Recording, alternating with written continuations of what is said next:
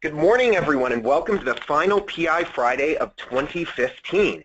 It's 10 o'clock on the dot, so we're going to go ahead and get started.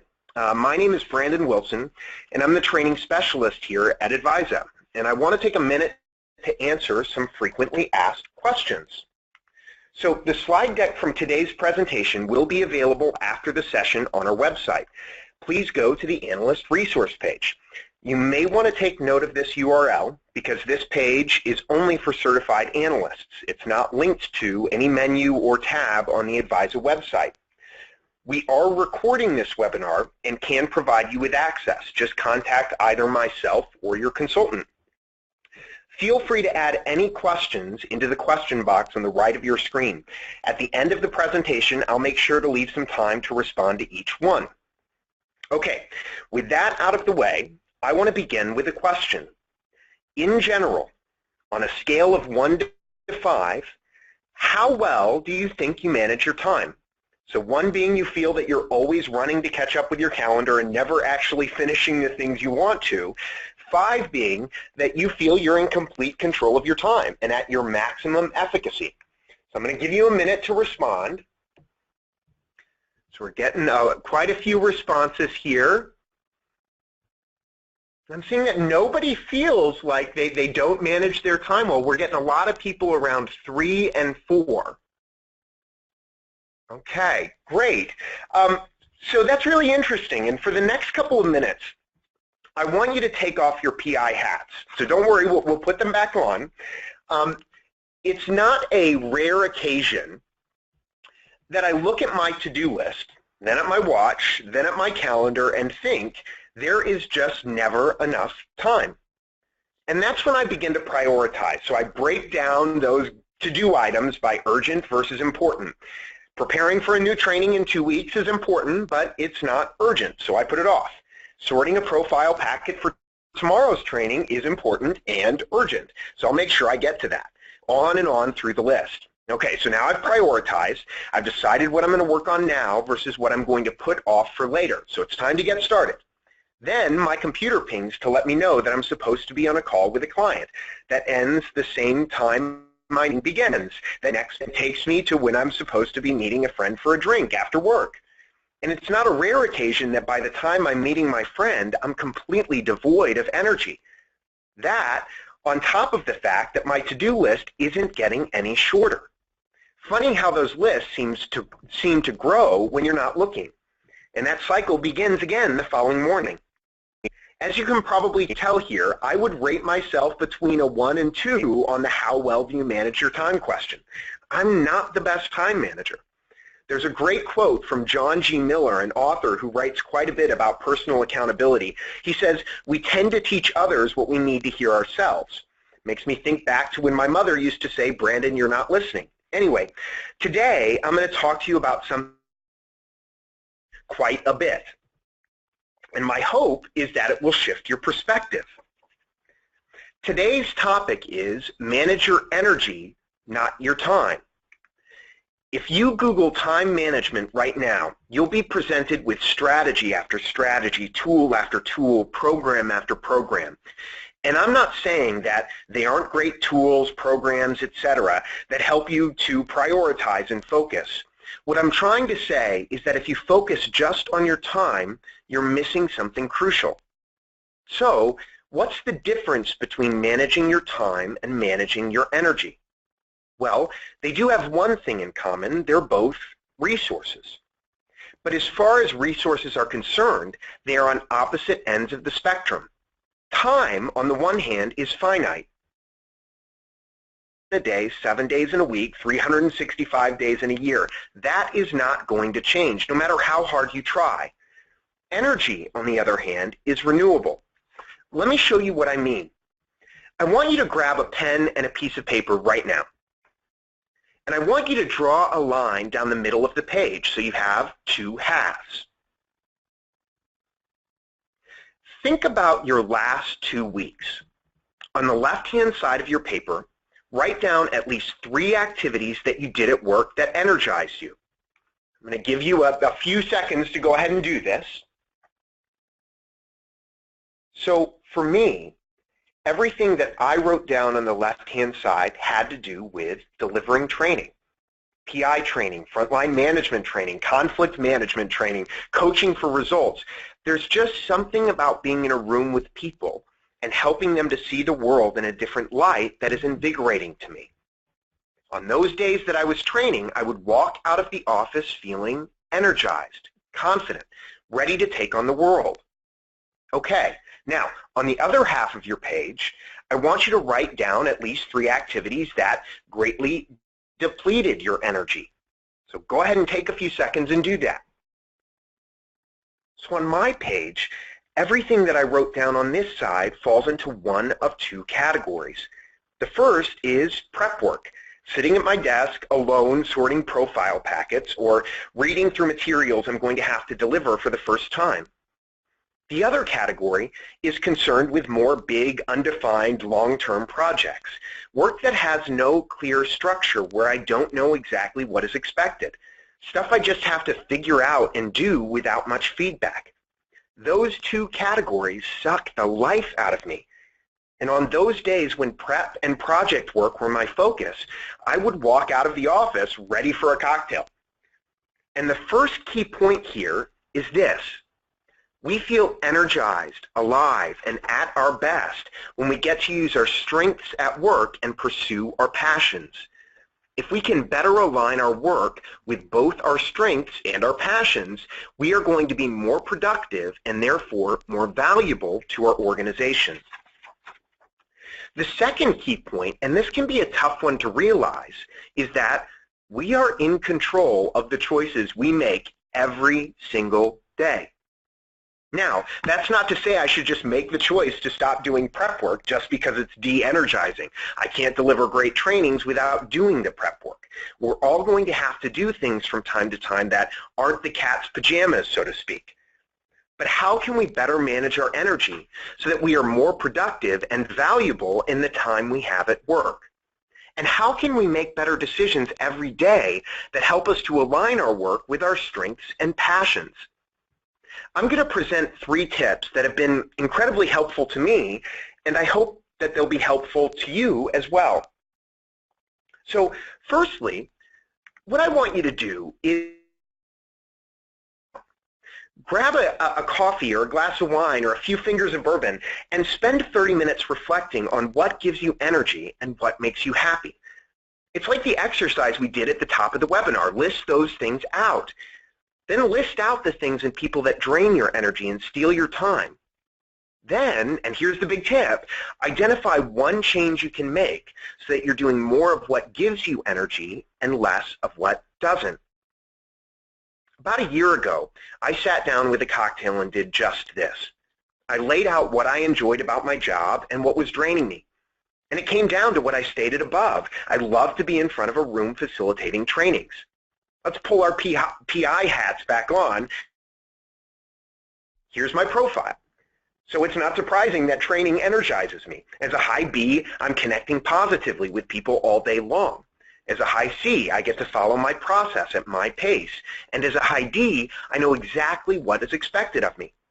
It's also unsurprising that one of the most de-energizing parts of my job is looking at a day on the calendar and seeing no appointments or trainings, a full day of prep work or focusing on undefined projects. How much does a high B like to sit in a room by themselves all day doing paperwork? How much does a high D like undefined projects? Not so much on either front. I'd forced myself to do this exercise because I was at a crossroads. My career path at Advisa had hit a fork.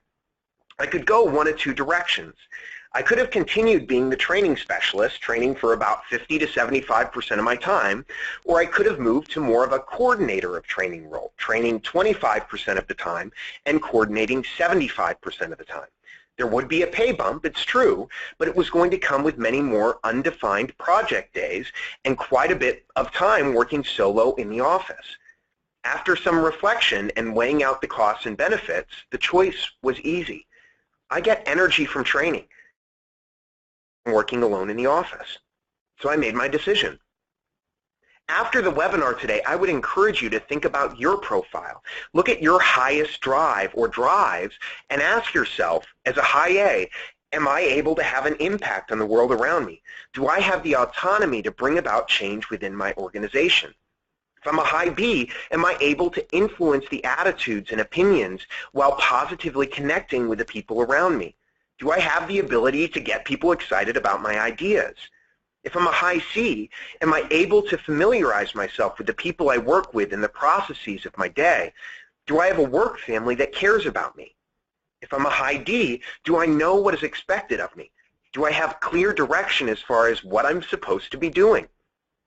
Ask yourself these questions, then consider, what's one change that I can make so that I'm doing more of what gives me energy and less of what doesn't? Remember, you are in complete control of what you do every day.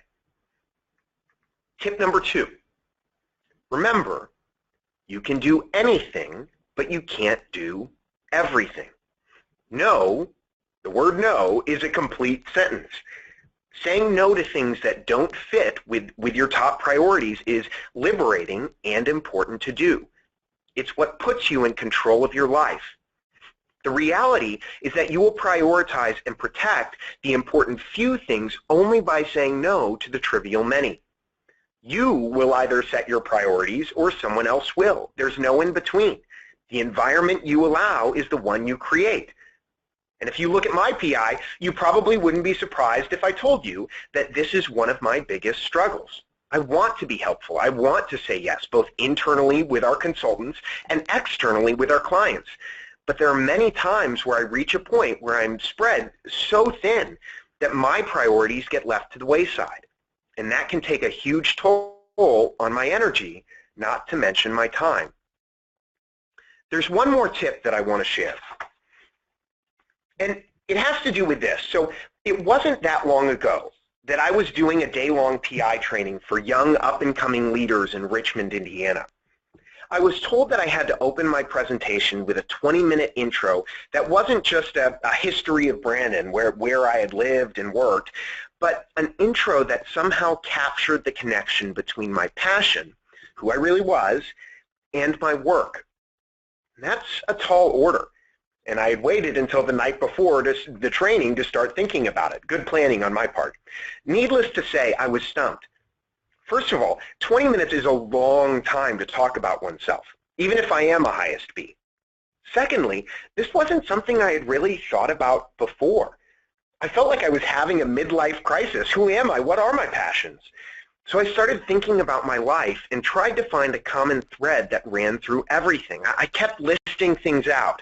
So I spent high school and college working backstage in theater, building sets, hanging lights. Then I taught theater to middle school and high school students. Now I train people in how to use PI. Through all that time, I've also written music and performed. I also mentor a guy downtown who struggles with homelessness. Okay, so I've got this list of things that I do and things that I have done. What's the common thread? And then it hit me. My passion is taking people on a journey. That's the unifying element, the essence of all that I do. When I did theater, I wanted the audience to come on a journey, to be transported through the lighting and the set and the sound. In PI training, I want to open doors to managers and shift their perspective both about themselves and their people. When I'm playing music, I want listeners to be swept into the songs. Everything I do is focused on facilitating that journey. As this thought was crystallizing in my mind, I started to see all those tasks that can frustrate me, the undefined projects, the prep, as a means to an end. It doesn't mean that they've stopped depleting me of energy. It just shifts my perspective a bit. They all function as a support to my passion, which makes me a pretty lucky guy, because the final tip is bring more of who you are to what you do.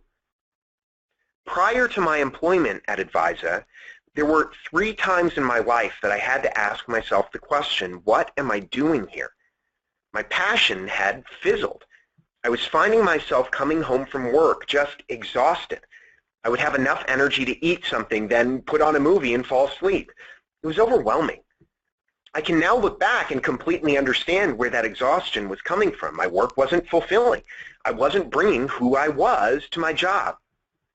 And as you have likely deduced, I left those organizations. And truth be told, I should have probably left them sooner than I did. Life is too short to not be passionate about where you spend so much of your time.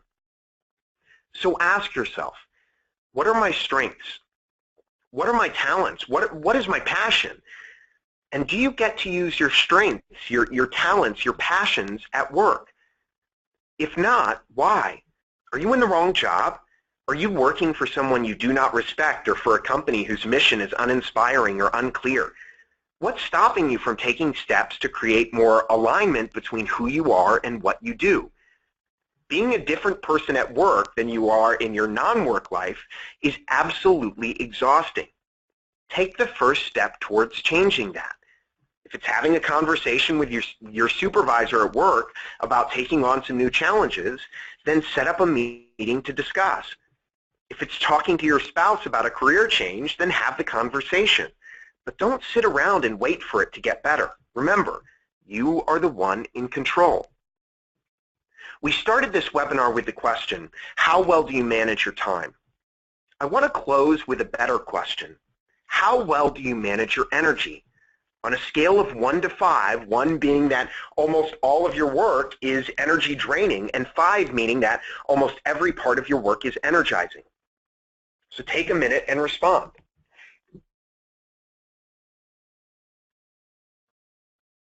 It looks like we're getting a lot of people that fall into the 1, 2, and 3 categories.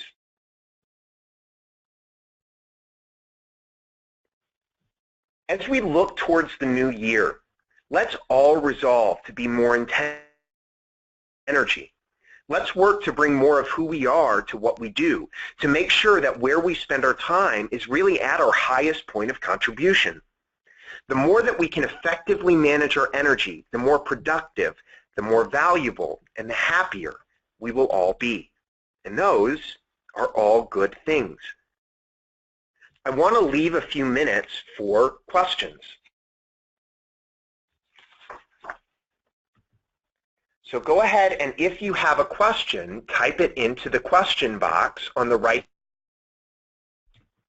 And while we're waiting for questions here, I want to share with you a few upcoming events.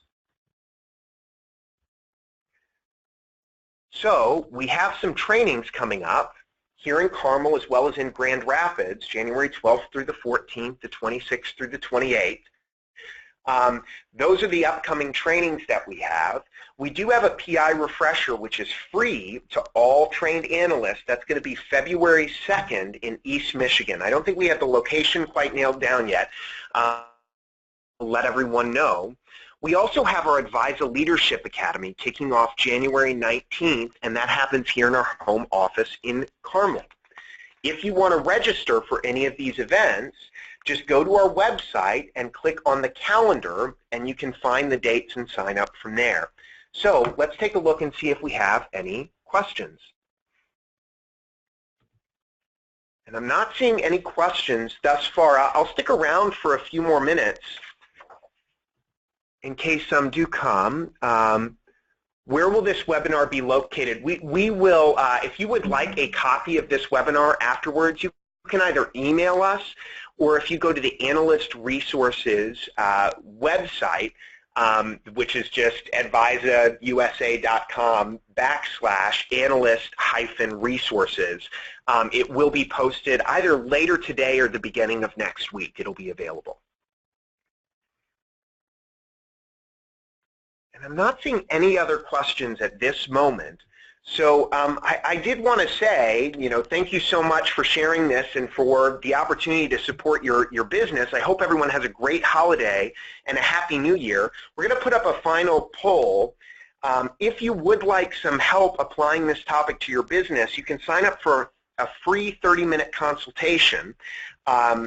You can also, if you'd like to develop a strategy for the coming year with your PI program, sign up for a business review. We'll reach out to you, schedule that, and we can help you come up with a plan. Lastly, if you know someone that could benefit from the PI system, we do work off of referrals, and if you know someone that could benefit, we'd love to reach out to them. It looks like we do have a few more questions here. So, as a supervisor, what can I do to help my subordinate to help her better manage her time and her priorities? She has very low self-confidence and says, I'm not good enough for that. Sandra, that is a great question, and a lot of times that can be dependent upon the specific person. And so what might be helpful is, Sandor, why don't, after this, we'll reach out to you and hopefully we can set up a little bit of time that we can actually have a phone conversation to talk about that person specifically.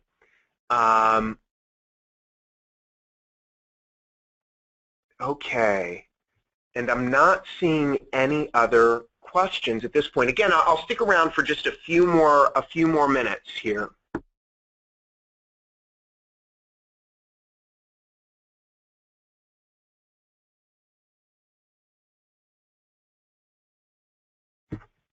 So again, I'm not seeing any other questions here. Again, thank you all so much, and I hope everybody has a happy holiday and a great new year.